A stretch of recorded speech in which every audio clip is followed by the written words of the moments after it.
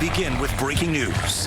That breaking news, Republican Congressman Doug LaMalfa has died at the age of 65. It is a sudden shock to politicians here in California and constituents, and to many more in Washington, D.C. So here's what we know right now. The Butte County Sheriff's Office says first responders went to his home last night around 6:50 following a 911 call. Representative LaMalfa was taken to a hospital for emergency surgery but died during that procedure.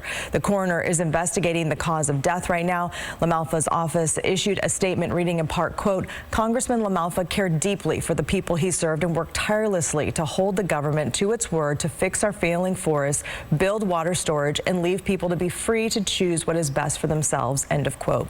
And President Donald Trump also addressed the congressman's death earlier today. He paid tribute during a House Republican retreat in Washington.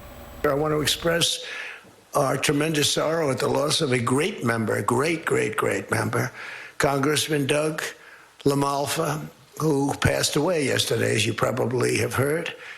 And he was the leader of the Western Caucus, a fierce champion on California water issues. He was great on water. He wanted, release the water, he'd scream out.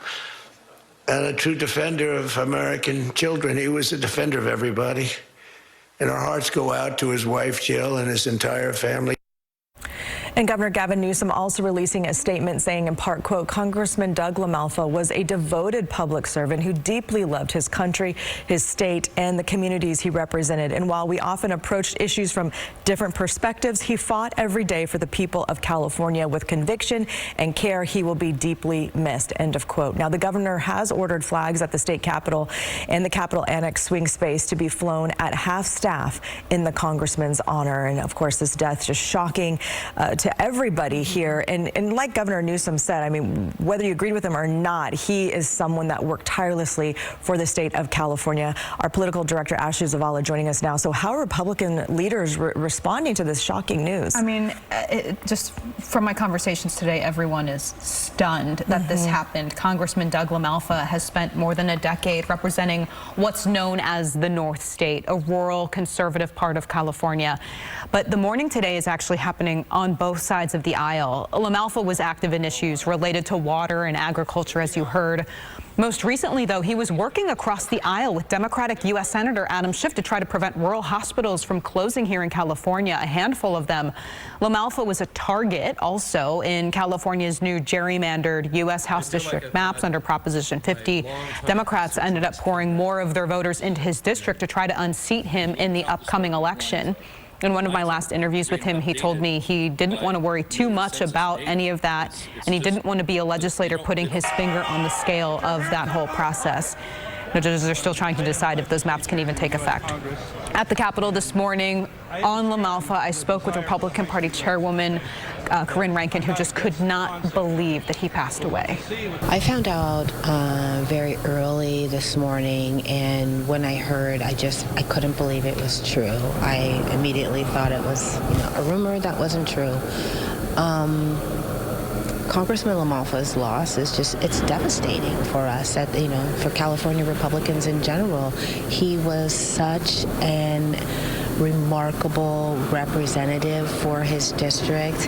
Every time I would visit one of the counties he represented, and just to be there with him, and I always had the sense that him and his constituents were truly friends. Like, they had friendships that spanned decades.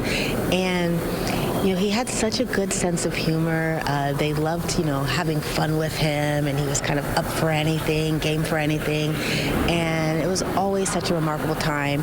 He represented his constituents because it's just like them. He was their neighbor. Tributes are also coming in from Democrats. Lisa mentioned Governor Gavin Newsom, also Senator Adam Schiff, first thing this morning, posted on X. And also a newer Democratic LA area Congresswoman, Laura Friedman, posted on X that they had only spoken a few times, but that he went out of his way to welcome her and to help her when she got to D.C. That is rare across party lines in D.C. Now, a lot of people I'm talking to today are pointing out just how human he was, how his kindness really touched a lot of people regardless of political party. And Lisa, I interacted actually most with Congressman LaMalfa on Instagram because he's a very active user. I mean, he had actually just posted hours before his death criticizing New York's new mayor, Zohran Mamdani, along in party lines, of course. But I was going through my messages with him, and he never really weighed in on any of the political stories, obviously, that I post constantly. I actually had posted that I was going to be off back in the summertime because my baby sister was turning 21. And he sent me a message saying, you know, wild politics is constant. Your sister turning 21 is forever. Happy birthday. It's sweet. I mean, that's the kind of the kindness that he showed. And that's why, again, we're seeing both sides of the aisle today really stunned by this loss. Well, and I think your one brief example and interaction with him just speaks volumes about what everyone else is saying, that, you know, he was really a human first and a politician second. And, you know, kindness is free. And it seems like he was a very, very kind person. Because this is so unexpected, so sudden, we saw this with the death of Senator Dianne Feinstein. We're going to have a special election, aren't we? Right. That is in state law. It doesn't matter which political party. Governor Gavin Newsom will have to call a special election within the next couple of weeks. That could be sometime in June. It could line up with the state's primary election at that point. This may also be complicated, though, because if the courts do uphold California's new congressional district maps under Proposition 50, what I'm hearing is that voters in LaMalfa's district will be asked essentially two questions. One, who should replace LaMalfa temporarily under California's current maps, which lean Republican in that district? Then they'll also be asked who they want to see in the general election in November under those new maps, which have that district leaning Democratic. Governor Gavin Newsom's office is expected to flush all of this out and provide clarity on all of it. We have, I mean, there have been requests in, the governor's office has acknowledged it, but again, that human thread here, I think the governor is taking today to allow everyone to mourn what's happened. Yeah, and for a lot of people, I mean, they're just shocked. It feels unbelievable that this happened. You know, he was so young, only 65 years old. And of course, our condolences go out to all of his constituents, supporters, but, you know, his family and his friends and his community that was really big and crossed both sides of the aisle.